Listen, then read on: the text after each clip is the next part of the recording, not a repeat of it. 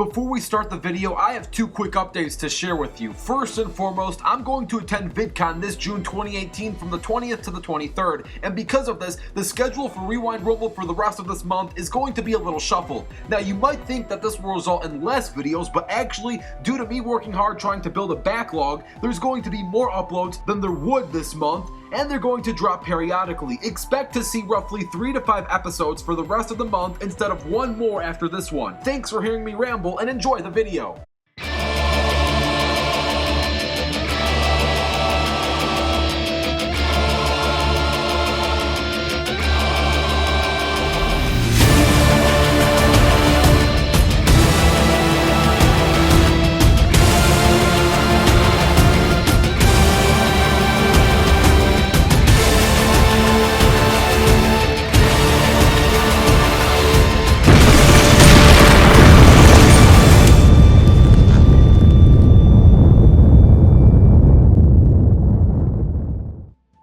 If you grew up watching TV in the early 2000s and wanted to watch a team of young, inspiring heroes develop into legendary icons, then odds are one or even both of these series were your choice to make. Naruto vs. Avatar: The Last Airbender, East vs. West, cartoons vs. anime.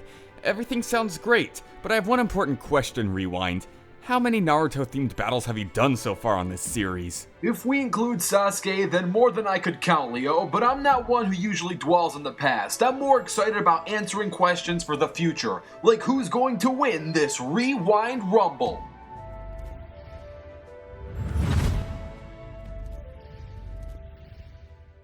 To start things off, we got a team of 3 Naruto characters versus 3 Avatar characters, many of which have made multiple appearances in the crossover scene. In specific, these include Naruto, Sasuke, and Gaara versus Aang, Zuko, and Toph. As for the age range of these characters, none of them are getting their adult feats. We're not using any adult characters on both series. Naruto will be right about after the War arc, and Avatar will come from the first series on Nickelodeon, not the second one. Characters that have made multiple appearances will be kept at a brief, so without further ado, let's break down each member of each team. Starting with the future Hokage himself, Naruto. Naruto is a ninja with massive power and impressive skill. He has mastered the Rasengan and has a very dangerous Demon Fox cloak. The regenerative abilities granted to him constantly heal most damage he takes, so putting him down won't be easy. Aang. He was the last airbender, and the first cartoon hero to pull off an anime design without it feeling forced. Well, I can't say for certain if he was the first, but what I can say is that he was the Avatar during the century-long war known as the 100-Year War, of course. That's interesting, Leo, but what exactly is an Avatar? The Avatar is sort of like an ambassador that represents a physical embodiment of light and peace through the connection with the Avatar spirit. They can bend all 4 elements: earth, fire, water, and air. The Avatar holds a connection to the spirit world and is in peak condition in the spirit world rather than outside of it, due to being surrounded by spiritual energy. Since the Avatar is so powerful, it's his or her job to keep the peace and balance between all nations of the world. Shortly before beginning the 100-Year War, Aang was frozen in an iceberg for 100 years. He later emerged, still biologically 12 years old, into a world engulfed by war. Luckily for Aang, he has an impressive array of skills, powers, and abilities. Aang was extremely agile and quick even without bending, but with bending he has a whole other set of problems for his foes. He can airbend, waterbend, earthbend, firebend, and even energy bend. Energy bending allows the bender to both strip and restore a person's bending abilities and transfer knowledge from one person to another. It's time for me to insert the obligatory phrase.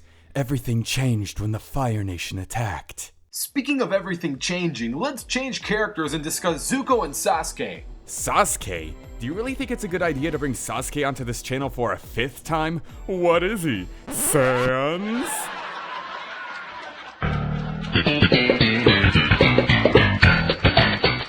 He just might be, though because he has been the Sand so far of this series, let's keep his review brief. Sasuke was a member of Team 7 and the once rebellious ninja is now an established figure in his village alongside with his best friend and rival Naruto. Sasuke is very skilled with lightning and fire chakra natures. As a kid, Sasuke's main chakra natures are lightning and fire. He doesn't master all of them until adulthood, but with lightning and fire alone he can still pack a punch, especially with his Chidori Chakra Ball. Sasuke is also proficiently trained in ninjutsu, and with his Sharingan he can quickly memorize his opponent's fight patterns and counter them with relative ease. So remember that Fire Nation Leo warned everyone about? Well, they were ruled by a royal family. That royal family had a strong heir to the throne, but none were more destined to one day rule than Prince Zuko.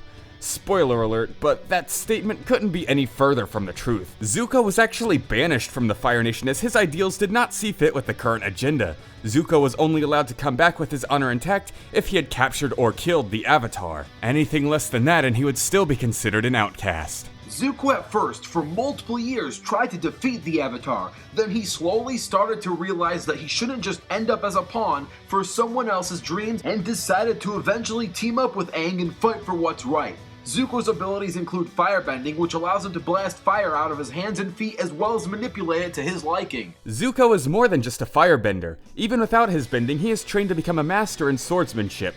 He is also very skilled at infiltrating new territories, breaking incoming projectiles with his bare hands, and he's a very skilled tracker. He's been able to track Aang down from all over the world. And last but not least, we have Gaara and Toph. Gaara and Toph.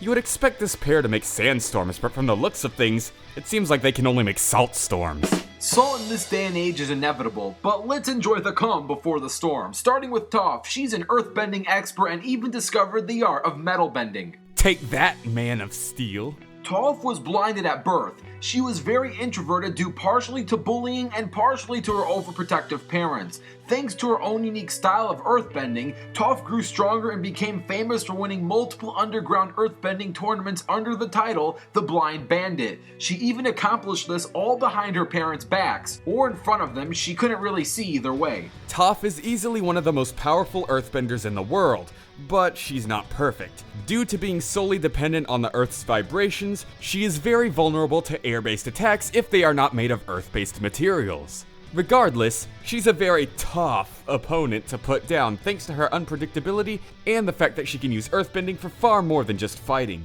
Without sight, it's become her way of observing everything. Gaara was never born to be feared, but before he was born, his superiors already gave him the role of the one-tailed Shukaku, essentially predestining him to be used as a weapon of fear for the village. This left Gaara isolated, especially since his mother died at birth. Gaara's childhood was certainly one of tragedy, but I look at the sandbox as half full. For better or for worse, Gaara grew into becoming a total powerhouse. His nature transformations include earth, lightning, and wind release. He's an expert at manifesting, manipulating, and controlling sand flow. He carries plenty of sand with him and he can always rip from the earth to create more. Even as a kid, Gaara was very dangerous towards his foes. In battle, Gaara's usual tactic is to stay safe and still, using his sand to attack opponents from a distant range. The attacks usually follow a similar pattern: capture and immobilize the target, then crush all parts of their body. Gaara's shield and sand automatically protects him from most threats, even those he's not aware of. In total, that's 3 Naruto characters and 3 Avatar characters. We've got your lead protagonist, the rivaling frenemies, and the salty earth manipulators.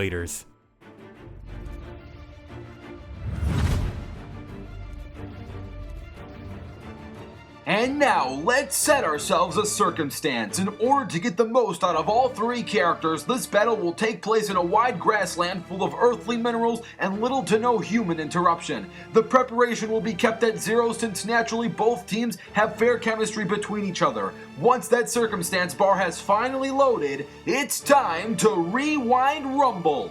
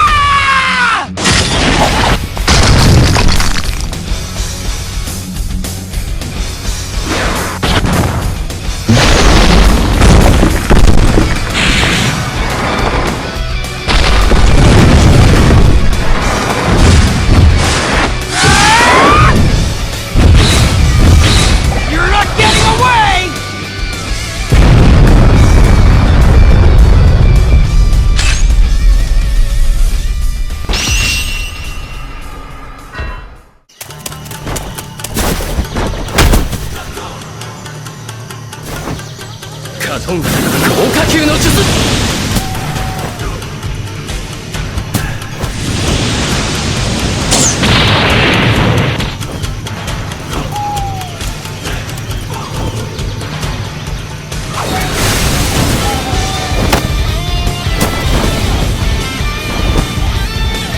当然だ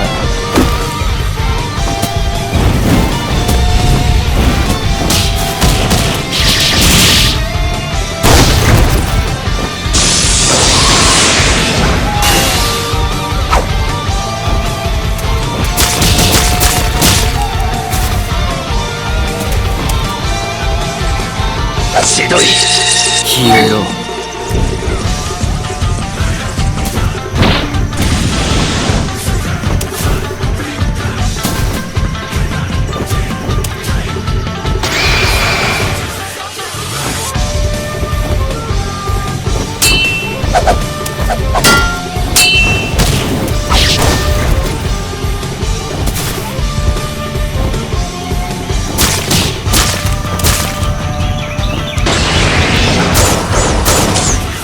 黙れ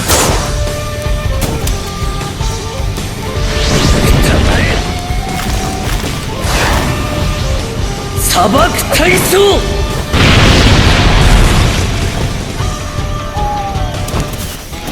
千鳥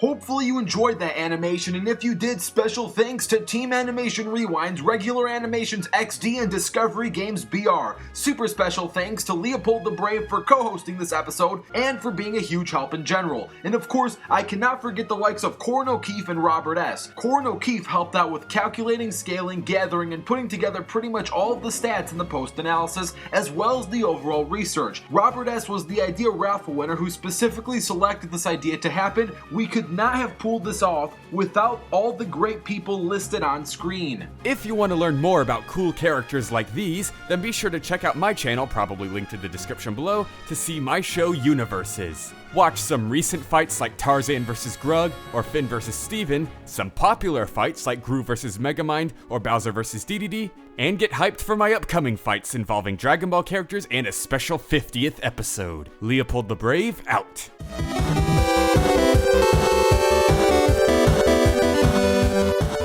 Our winner is Team Naruto, and boy oh boy is this going to be a doozy. Let's start off with Naruto and his top speed and Sage of Six Paths mode. Within this mode, he was able to point blank dodge the light from Madara, and this was confirmed to cut through enemies moving at the speed of light in the 4th data book. It is also backed up by a previous scaling, because right before this, Gai Sensei, when he was in the 8th gate, was able to run so fast he was literally distorting space, and Madara was able to react to him, and it said that Naruto has been on par, if not greater than the reaction time than Madara, so him point blank dodging light makes a lot of sense. Now for his base form from the War arc, he should be lightning timer due to the fact that he's superior to Kid Kakashi, who's already fast enough to cut a lightning bolt in half while heavily drained of stamina. In terms of chakra potency, he had enough chakra to fuel at the very least 1000 ninjas with lowballing, with 3 times the amount of chakra levels that he normally would have, and he was able to do all this with only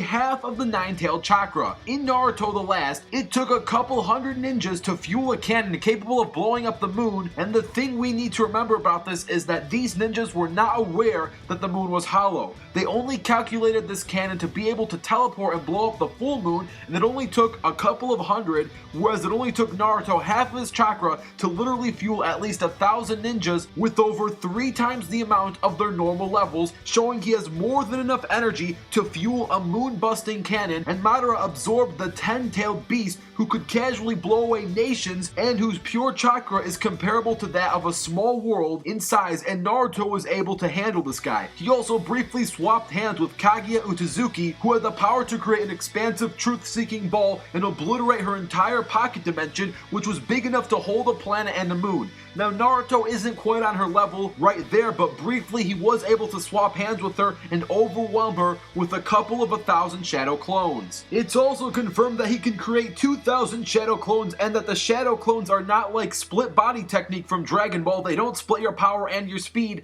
His shadow clones are just slightly below him, and regardless in terms of power and speed, he has great regeneration. He can absorb nature energy from around the planet, and he can sense limbo clones, which exist on a different plane of existence. Regular Sage Mode Naruto was seen lifting a giant rhinoceros and tossing it several feet into the air casually. He gets physically stronger with other transformations. He's even been seen falling on a bunch of stalagmites and taking basically zero damage. As for Sasuke, he's in the same ballpark as Naruto, although he does have less stamina and less chakra, but in terms of raw striking force, he is easily again in that same ballpark, especially when he uses his Chidori. Plus, he's just as fast as Naruto in terms of reaction and combat, and heck, he was even able to actually blitz both Madara and Naruto, and this was after Naruto point blank reacted and dodged a light speed attack. So with that, you can easily say Sasuke was punching faster than light right there with his Chidori. Naruto and Sasuke were able to create a moon by slapping their seals and hands together. Teenage Gaara should easily be town level. His sand was capable of taking a blast that could destroy a village, and his sand could basically shield an entire village, as shown right in the manga panel. Plus, he's able to tag other characters that are easily considered lightning timers. Him being lightning time himself is backed up because he should be superior to young Kakashi, who again was fast enough to cut a lightning bolt in half while heavily drained of chakra. Even in part 1 of Naruto, he was able to cover pretty much the entire forest with his sand, which would already be multi-city block just as a kid, and in that same situation, he went up against somebody that had the bones that are harder than steel, and his bow was capable of damaging this guy, crushing his bones that are harder than steel. This again was just Kid Gaara. Teenage Gaara is one that is easily town level and has lightning speed. The Last Airbender himself is capable of reacting to lightning, same with Zuko, as they both have shown they can react to lightning and redirect it as well. As for Toph, she hasn't exactly shown that she has the reaction speed of that of lightning level. However, in this certain situation,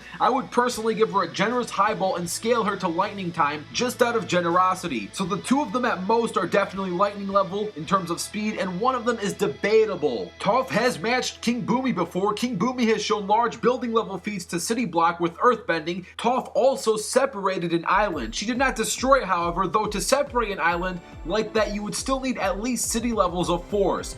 Aang being at minimum city level is backed up too, via as he also lifted a city while in avatar mode, so scaling to the other avatar makes sense, plus he has the knowledge and power of the past avatars. When in the avatar state, Aang uses the combined experience and power of all the other avatar incarnations, so he should scale to this feat. This would at best put Aang at island level. Overall, Team Avatar's best feats are island level and massively hypersonic, being able to dodge lightning, while Team Naruto's base speed feats are at the same speed and have small planet, large continent level power scaling feats. Plus they go all the way up to FTL if we use their super impressive forms. Team Naruto pretty much outclasses Team Avatar through raw stats alone. Debating everything else is kind of redundant since the stat gap is so wide. Making the winner of this Rumble, Team Naruto. Now forget the battle of the kids, let's see them fight as adults. If you want to see an adult rematch between adult Naruto and adult Aang, all you have to do is like this video. If this video gets 4,000 likes, such a rematch will be put into production. Don't forget to comment down your own ideas, don't forget to download the free AnimationRewind apps, and stay tuned as the next fighters are going to be revealed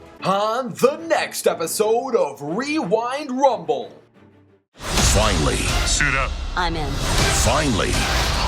Wow! Finally, The Incredibles are back.